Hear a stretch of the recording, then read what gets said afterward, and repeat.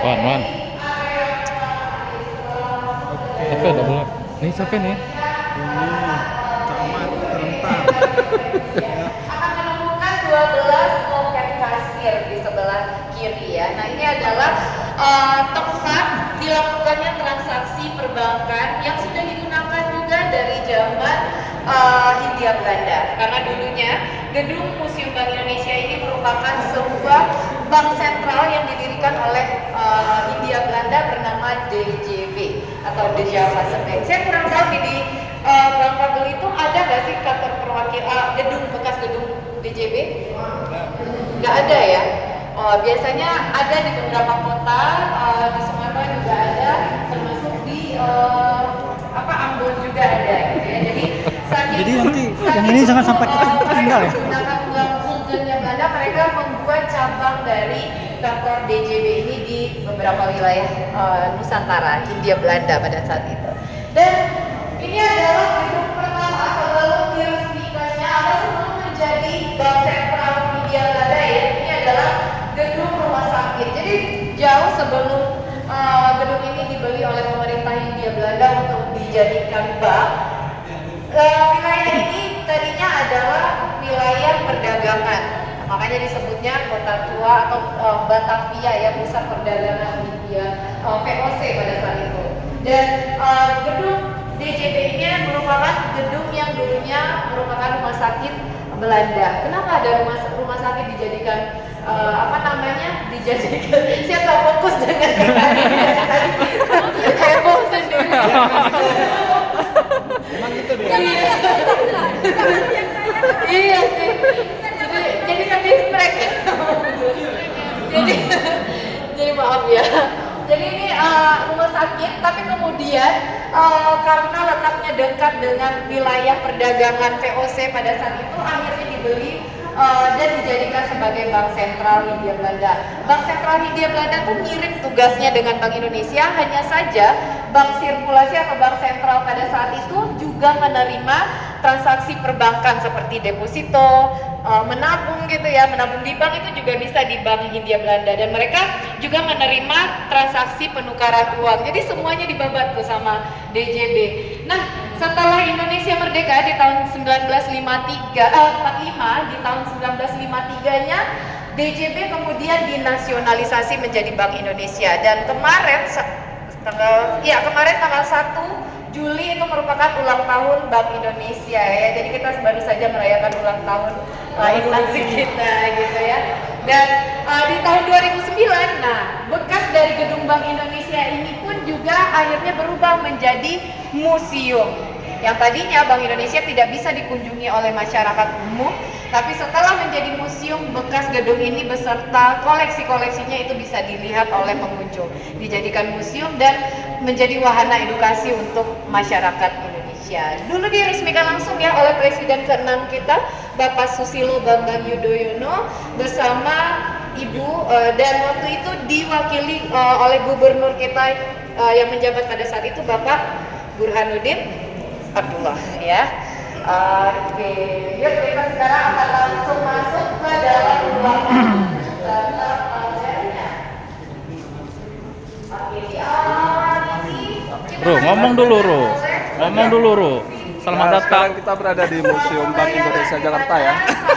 Terus? Ini sebenarnya Yuk, kita kita lihat turnya. menggunakan sistem pembayaran digital. Nah, tapi ini ceritanya mundur ke belakang ya, dari zaman digital, era kartu, era tunai gitu ya, era tunai gitu, masih menggunakan cash atau uang gitu ya untuk berbelanja, dan uang pun ada jenisnya, uang kartal, giral gitu ya. Uang kartal itu logam dan kertas, kemudian nah ini kertasnya, sedangkan nah ini logamnya. Dan kita akan lanjut lagi ke masa yang lebih lama lagi, yaitu di masa orang-orang masih menggunakan sistem barter, yaitu menukarkan atau membeli barang dengan menukarkan barang lainnya. Menurut kakak-kakak semua, apakah saat ini masih ada orang-orang yang menggunakan sistem barter ini? Masih dipakai ya, dan terutama di daerah-daerah. Kadang antar tetangga aja gitu ya. Misalnya tetangga misalnya punya garam, bisa nggak ditukar sama gula gitu. Nah, itu nilainya mirip-mirip. Tapi sayangnya sekarang ini barter tidak menjadi transaksi yang sah ya, bisa dikatakan legal gitu. Kalau misalnya ada yang ketahuan barter nih, apalagi barternya yang mahal-mahal gitu ya, apalagi barang-barang yang aneh. Nah, ini sekarang yang ngajak masuk ke dulu ceritanya ya. Nah, jadi saya akan mengajak kakak-kakak untuk perdagangan. Jadi di mana pada saat itu belum mengenal yang namanya uang. Jadi orang-orang masih menggunakan sistem barter, terus menggunakan sistem pembayaran tunai ya dengan menggunakan uang logam, dan uang kertas pun juga belum ada pada saat ini.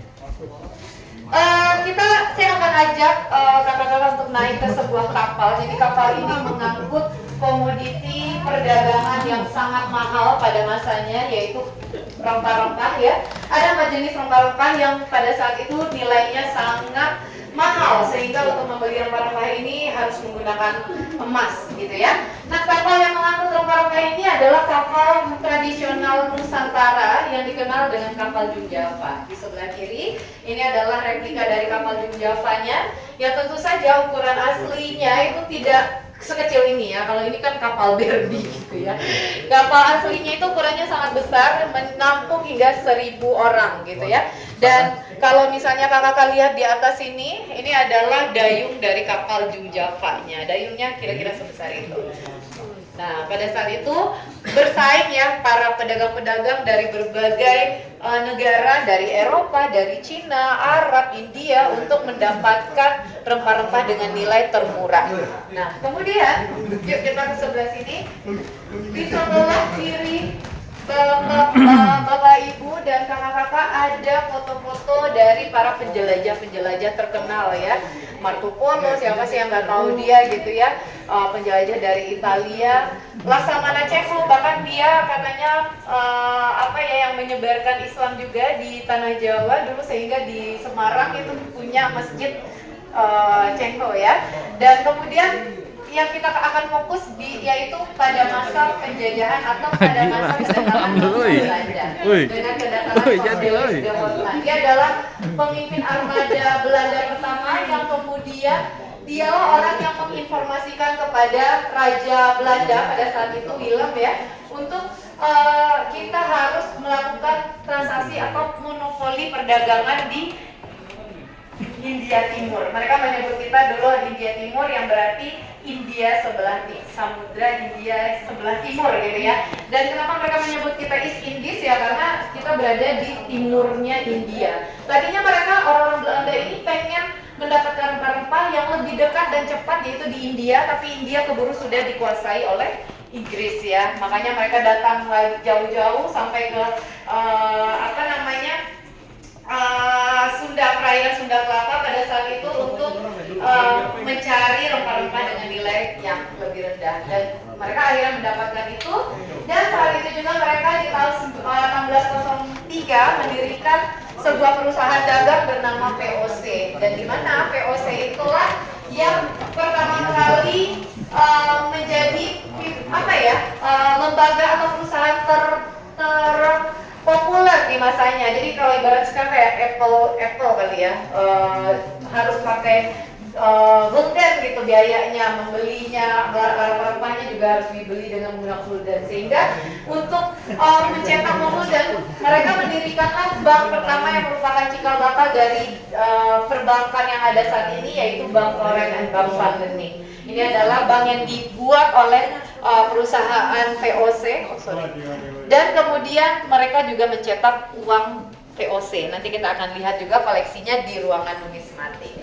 Nah, di tahun 1800-an akhir VOC bangkrut, jadi membuat pemerintah Hindia Belanda yang di Belandanya itu merasa bahwa mereka sudah sudah terlalu cinta dengan alam Indonesia. Mereka nggak mau kalau Indonesia atau Nusantara itu diambil oleh bangsa Eropa lainnya, sehingga pada saat itu mereka berinisiasi untuk membuat negara baru bernama Netherlands Indies, Hindia Belanda, yang kemudian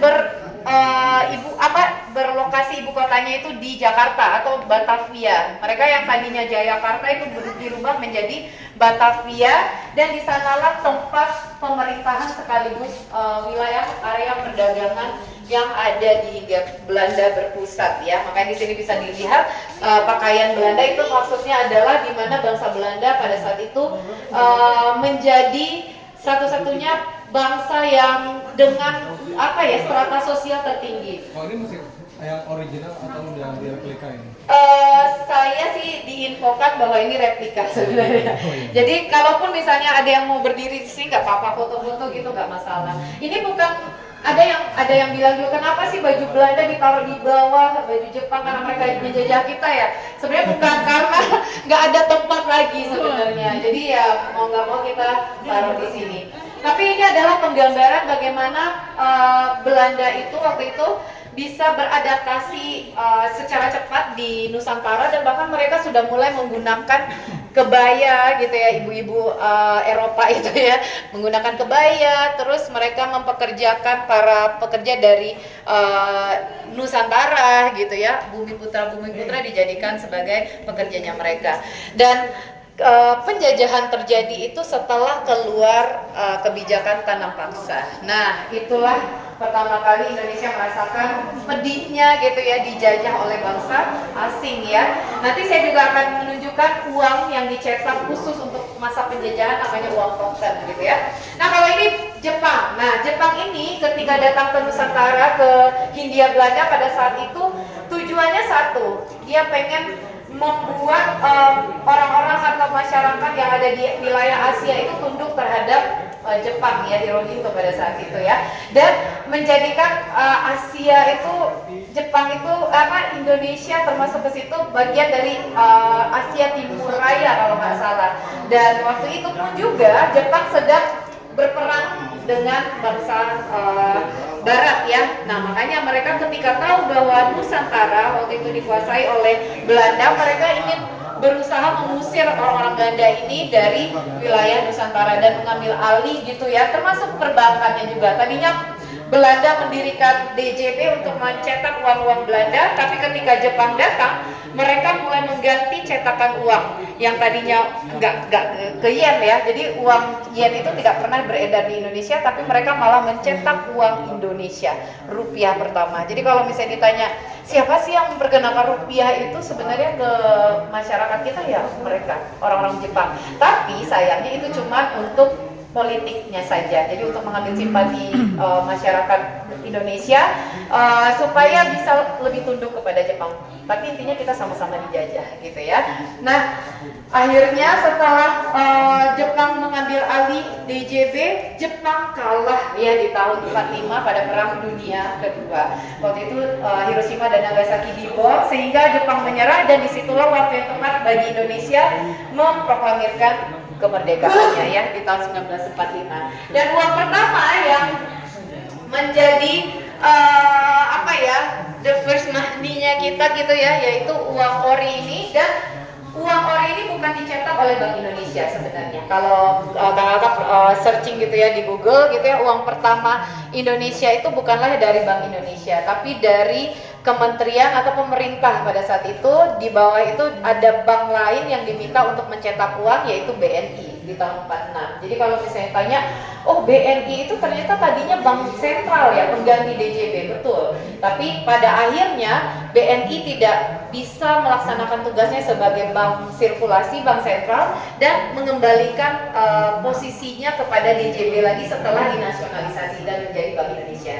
Nah, jadi ada prosesnya 8 tahun untuk proses agar DJB-nya bisa dibeli sahamnya oleh pemerintah Indonesia. Dan ini ori. Nah, ori itu juga ada dua jenis ya. Uang rupiah pertama itu ada uang Republik Indonesia dari BNI, ada uang Republik Indonesia dari daerah. Orida gitu ya. Kenapa bisa ada dua jenis mata uang? Dua jenis uang rupiah gitu ya.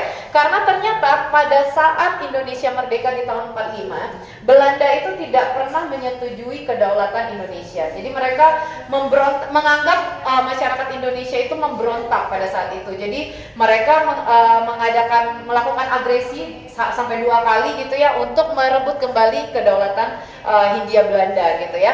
Dan di daerah-daerah, terutamanya di daerah-daerah yang ditandai itu yang merah-merah itu adalah daerah atau wilayah yang dikuasai oleh tentara Nika pada saat itu, dan wilayah-wilayah tersebut dilarang untuk penggunaan uang ori dan pendistribusian ori di wilayah tersebut.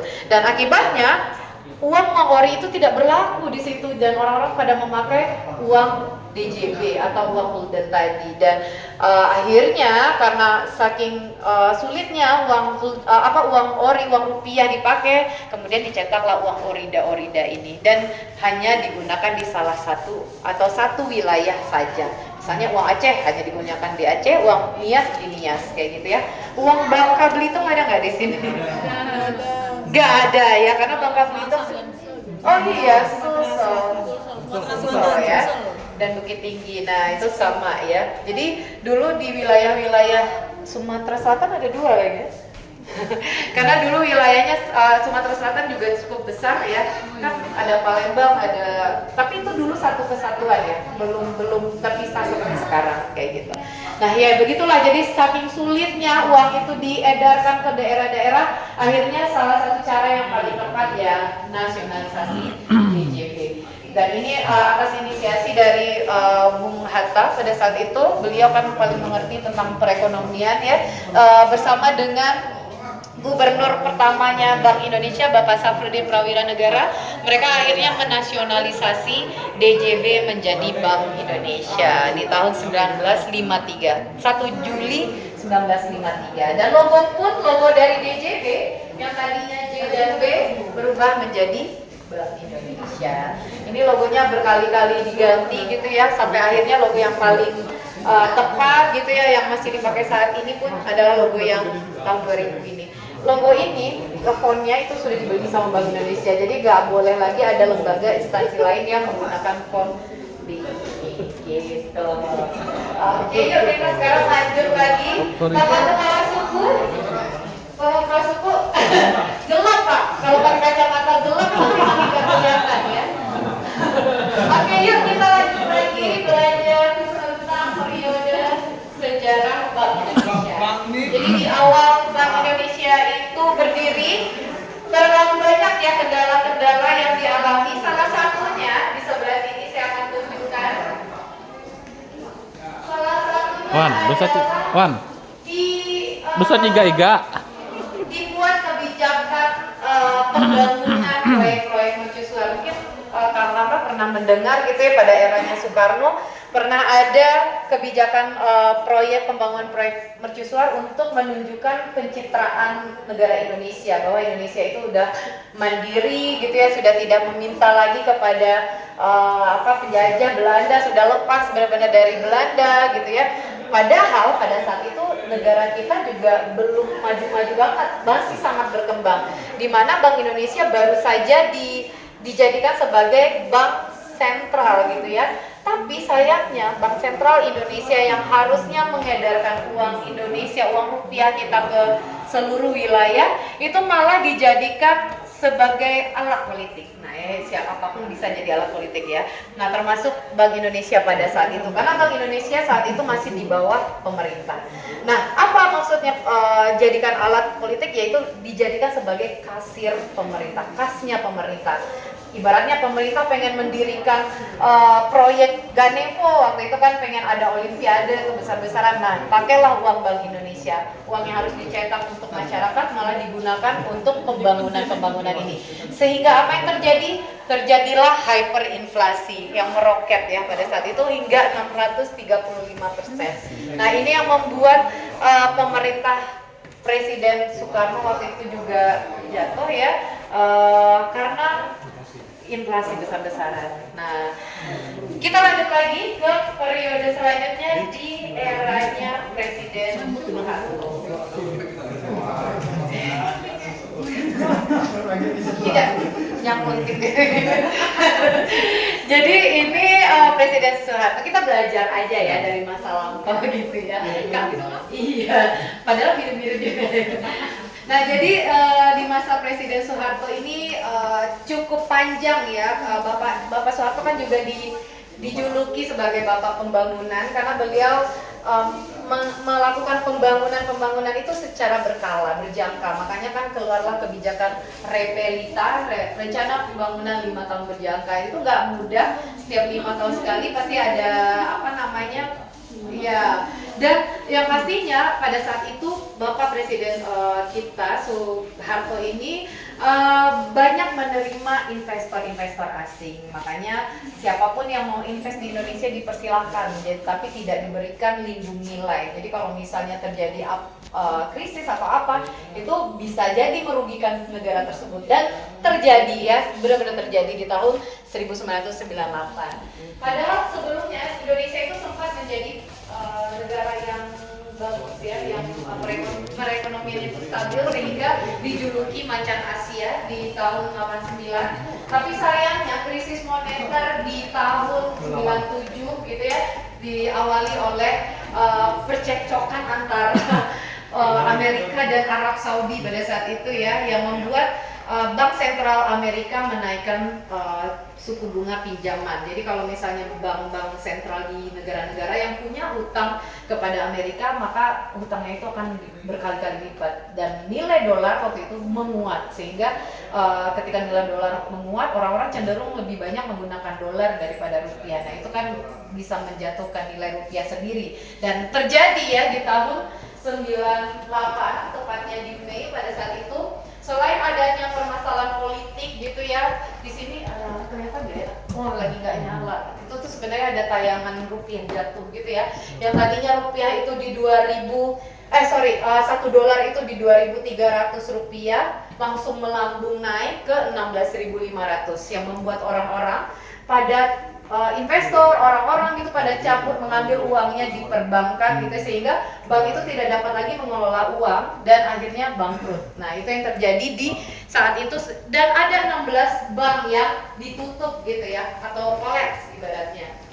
Di lain sisi, di sosialnya masyarakat itu mengalami kesulitan keuangan yang parah banget, sehingga mereka akhirnya berdemonstrasi menyalahkan pemerintah lah, menyalahkan Bank Indonesia dan lain sebagainya. Tapi intinya Bank Indonesia sebagai lembaga yang mengawasi perbankan pada saat itu mau nggak mau tetap harus bertanggung jawab ya, menyelamatkan perbankan yang ditutup, sehingga ada 5 bank yang kemudian di merger oleh Bank Indonesia menjadi satu bank baru bernama Bank Mandiri. Dan itulah sejarah terjadinya Bank Mandiri ya. Kalau dilihat di sini ada telepon-telepon, ini telepon waktu itu orang-orang pada menghubungi Bank Indonesia gitu ya, meminta bagaimana kelanjutan dari ini nasabah-nasabah bank yang merasa dirugikan pada saat itu. Dan alhamdulillah gitu ya. Jadi di setiap gelap pasti selalu terbitlah terang ya. Di tahun 99 di era selanjutnya, di presiden selanjutnya Bapak B.J. Habibie, beliau kemudian memberikan legalitas kepada Bank Indonesia yang tadinya di bawah pemerintah gitu ya, kemudian diberikan legalitas sebagai lembaga independen yang kemudian tidak bisa diintervensi dari pihak manapun Bank Indonesia ini, dan akhirnya Bank Indonesia bisa berhasil menaikkan nilai rupiah kembali yang tadinya di 16.500 menjadi 7.000 1 dolarnya. Di situ menurut saya ya Bapak B.J. Habibie sangat berhasil merubah inflasi tadi gitu ya, melaporkan kok dari Jakarta, Mbak. Turun ya. Tapi sekarang naik lagi, itu bukan urusan saya.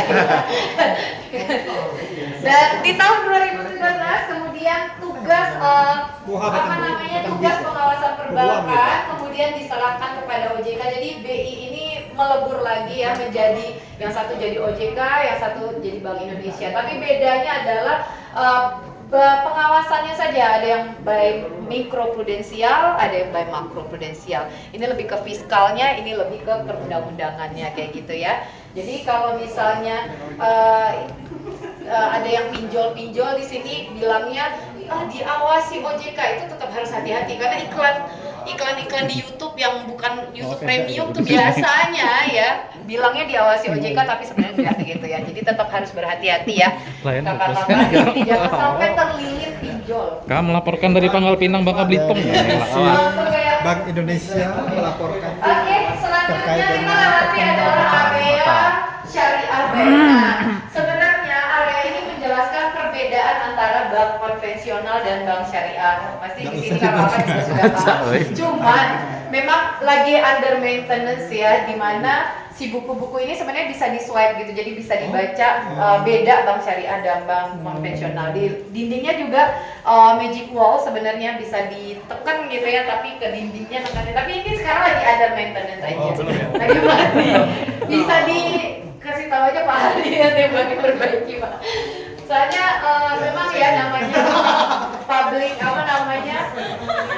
Iya, jadi ada aja pengunjung yang iseng gitu sekali pencet langsung rusak.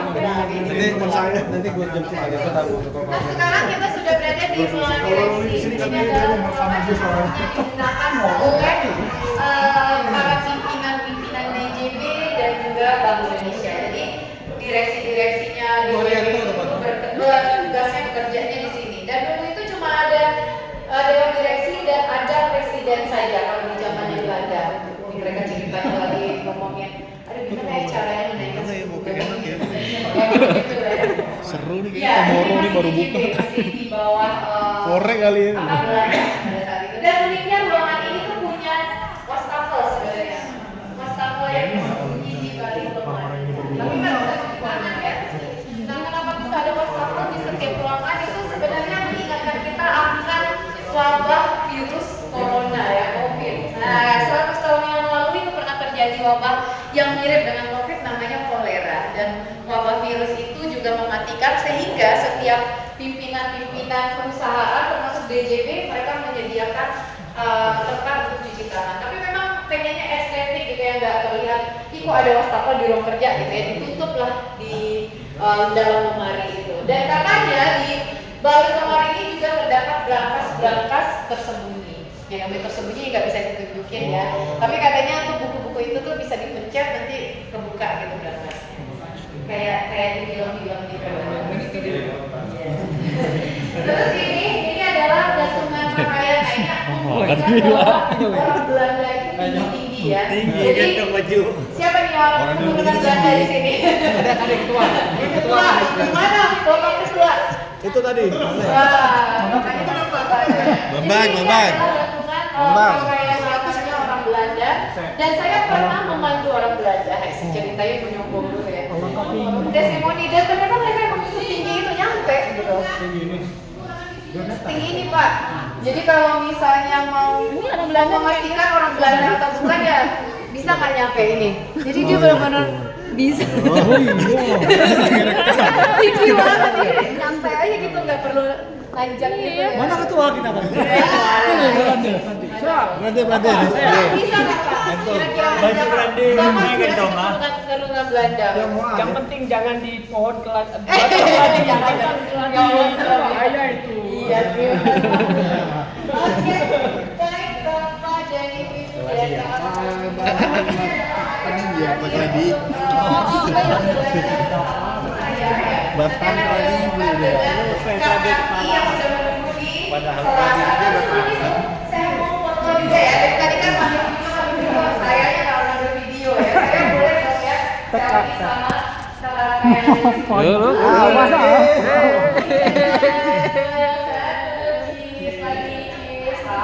Oke. Terima kasih Pak Nandi. Demi oleh